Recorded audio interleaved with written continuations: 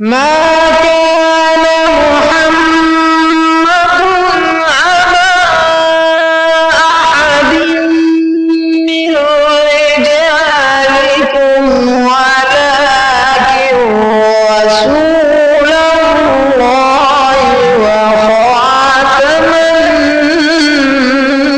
النبيين.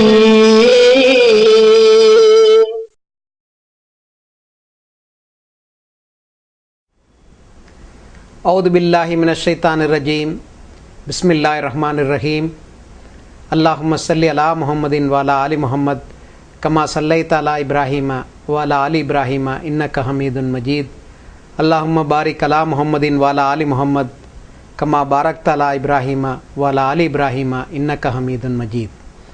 அன்பிற்குரியவர்களே, அஸ்ஸலாமு அலைக்கும் வரஹமத்துல்லாஹி வபரகாத்துஹு.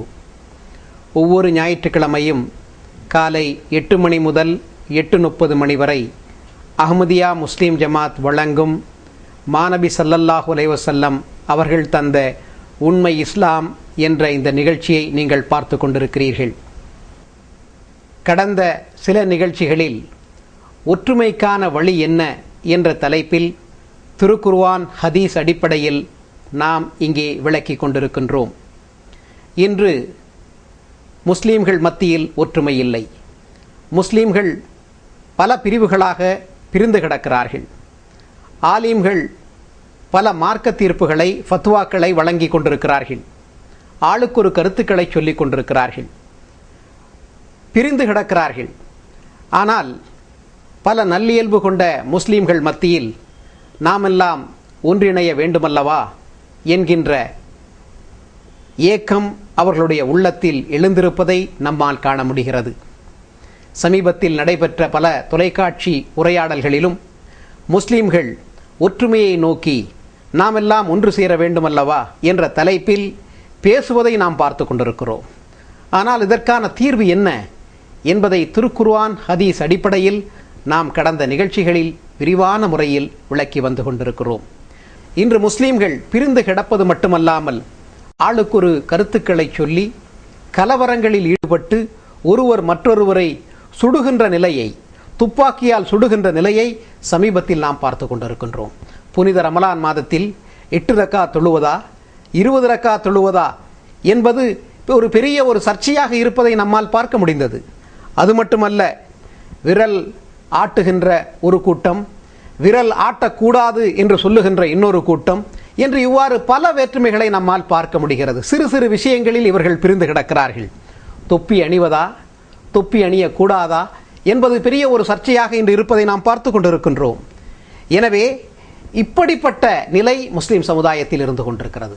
கையை எங்கே கட்டுவது, நெஞ்சில் கட்டுவதா, தொப்புளின் மேல் கட்டுவதா என்ற சர்ச்சைகள் எல்லாம் எழுந்து கொண்டிருக்கிறது. எனவே சிறு சிறு விஷயங்களை இன்று பெரிதுபடுத்தி முஸ்லிம்கள் பிரிந்து கிடக்கிறார்கள். அவர்களிடத்திலே திருக்குர்ஆன் இருக்கிறது, ஹதீஸ் இருக்கிறது.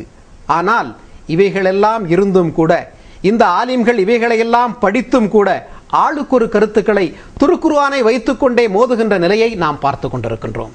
எனவே நாம் நம்முடைய நிகழ்ச்சிகள் திருக்குர்ஆன் ஹதீஸ் அடிப்படையில் ஒற்றுமைக்கான வழி எவ்வாறு ஏற்பட முடியும் என்பதை கடந்த நிகழ்ச்சியில் விரிவான முறையில் நாம் விளக்கியிருந்தோம். இப்னு மரியம் என்ற பெயரை கொண்ட ஒரு மஹ்தி இமாமின் வருகையின் மூலமாகத்தான் முஸ்லீம்கள் ஒன்றுபட முடியும் என்ற கருத்தை நாம் நம்முடைய கடந்த நிகழ்ச்சிகளில் மிக ஆணித்தரமாக இங்கே எடுத்து சொல்லியிருந்தோம். இறைவன் இறுதி காலத்தில் அந்த ஈசா இப்னு மரியத்தை அனுப்புவதன் மூலமாக முஸ்லீம்கள் ஒன்றிணைய முடியும் என்ற கருத்தை நாம் குறிப்பிட்டிருந்தோம்.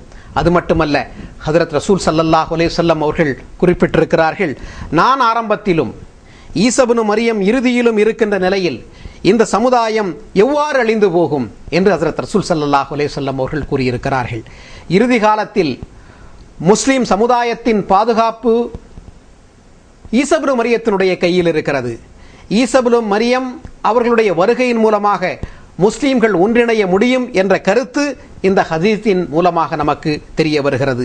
இறுதிகால முஸ்லிம் சமுதாயத்தின் ஒரு நம்பிக்கை நட்சத்திரமாக ஈசா இப்னு மரியம் அவர்கள் திகழ்வார்கள் என்பதை இதிலிருந்து நாம் புரிந்து கொள்ள முடிகிறது. எனவே எப்போது முஸ்லீம்கள் அந்த ஈசா இப்னு மரியத்தை அடையாளம் கண்டு அவருடைய கையில் பையத் செய்வார்களோ அப்போது அவர்கள் மத்தியிலே ஒற்றுமை திகழும் ஒற்றுமை ஏற்படும் என்ற கருத்தை நாம் கடந்த நிகழ்ச்சியில் நாம் எடுத்து சொல்லியிருந்தோம். வாக்களிக்கப்பட்ட மசி மஹ்தியினுடைய வருகையின் மூலமாக இஸ்லாத்தினுடைய மறுமலர்ச்சி புத்துணர்ச்சி விதிக்கப்பட்டிருக்கிறது. அது அஹ்மதியா முஸ்லிம் ஜமாத்தினுடைய தோற்றுனர் ஹஜரத் மிர்சா குலாம் அஹமத் காதியானி அலைஹிஸ்ஸலாம் அவர்களுடைய வருகையின் மூலமாக நிறைவேறி இருக்கிறது என்பதை நாம் கடந்த பல நிகழ்ச்சிகளில் விரிவான முறையில் இங்கே எடுத்து சொல்லி இருக்கின்றோம். எந்த ஈசா இப்னு மரியம் இறுதி காலத்தில் தோன்ற வேண்டும் என்று ஹஜரத் ரசூல் ஸல்லல்லாஹு அலைஹி வஸல்லம் அவர்கள் முன்னறிவித்திருந்தார்களோ அந்த ஈசா இப்னு மரியம் நான் தான் என்று ஹஜரத் மிர்சா குலாம் அஹமத் காதியானி அலைஹிஸ்ஸலாம் அவர்கள் வாதித்தார்கள். அவர்கள் தன்னுடைய புத்தகத்தில் கூறுகிறார்கள், எவன் கையில் எனது உயிர் இருக்கிறதோ அந்த வல்லமை மிக்கவன் மீது ஆணையிட்டு நான் கூறுகிறேன், புகாரியிலும் முஸ்லிமிலும் மற்ற சிஹாசித்தாவிலும் வந்துள்ள ஹதீஸ்கள் மூலமாக ஹஜரத் நபிகள் நாயகம் ஸல்லல்லாஹு அலைஹி வஸல்லம் அவர்கள் நற்செய்தி அறிவித்துள்ள அந்த வாக்களிக்கப்பட்ட மசி நானே ஆவேன் என்று அவர்கள் குறிப்பிட்டிருக்கிறார்கள். அது மட்டுமல்ல, ஹஜரத் நபிகள் நாயகம் ஸல்லல்லாஹு அலைஹி வஸல்லம் அவர்கள் நபியுல்லா என பெயர் சூட்டியுள்ள அந்த வாக்களிக்கப்பட்ட மசி நானே ஆவேன் என்றும் ஹஜரத் மிர்சா குலாம் அஹமத் காதியானி அலைஹிஸ்ஸலாம் அவர்கள் குறிப்பிட்டிருக்கிறார்கள். எனவே முஸ்லிம் சமுதாயம் சிந்திக்க கடமைப்பட்டவர்களாக இருந்து கொண்டிருக்கிறது. இன்று முஸ்லீம்கள் ஒருவரை எதிர்பார்த்து கொண்டிருக்கிறார்கள். ஹஜரத் ஈசா அலைஹிஸ்ஸலாம் அவர்கள் விண்ணிலிருந்து வருவார்கள் என்று விண்ணை நோக்கி பார்த்து கொண்டிருக்கிறார்கள். ஆனால் அந்த ஈசா அலைஹிஸ்ஸலாம் அவர்கள் மரணமடைந்து விட்டார்கள். அவர்கள் மீண்டும் வரப்போவதில்லை என்பதை நாம் திருக்குர்ஆனிலிருந்தும் ஹதீஸ்களிலிருந்தும் கடந்த நிகழ்ச்சிகளில் விரிவான முறையில் இங்கே நிரூபித்திருக்கிறோம்.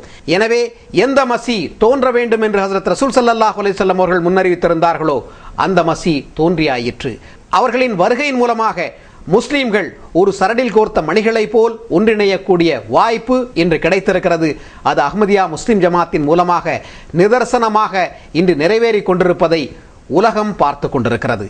எனவே நம்முடைய நிகழ்ச்சிகளை பார்த்த பல சகோதரர்களும் இன்று முஸ்லீம்கள் ஒன்றுபடுவதற்கான தீர்வு இமாம் மஹ்தி அந்த ஈசா இப்னு மரியத்தினுடைய வருகையின் மூலமாகத்தான் நிறைவேறும் என்று நீங்கள் கூறிக்கொண்டிருக்கிறீர்கள்.